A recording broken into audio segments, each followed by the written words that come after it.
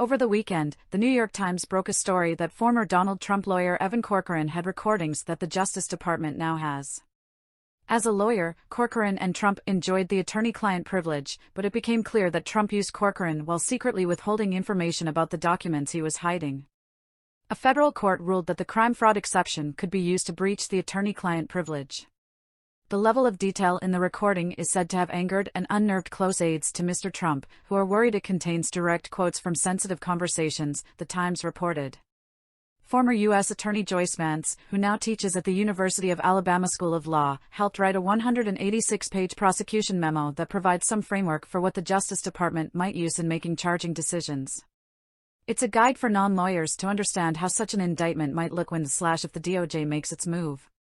Under the federal principles of prosecution, first you have to answer the question, could you indict? Vance explained to MSNBC host Eamon Mohyeldin. That means, do you have sufficient evidence to obtain a conviction? So, we considered two buckets of charges. We consider charges that are related to illegally retaining these documents, that's the Espionage Act, a retention provision, theft of government property. But we also considered, because of his flagrant conduct, Trump's obstruction of justice. She explained that they also looked at charges involving obstruction. There are several ongoing examples of that. The evidence, if the public record is correct, is a solid evidence prosecutors should be able to obtain and sustain a conviction. That answers the question, can you indict? Vance asked. Then you have to answer the more nuanced question of should you?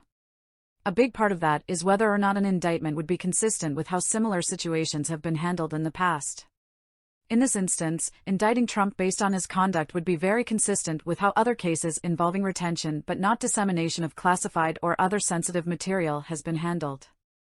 Vance went on to say that the weapon that the federal government has that reporters don't is the subpoena power to force people to testify before a grand jury.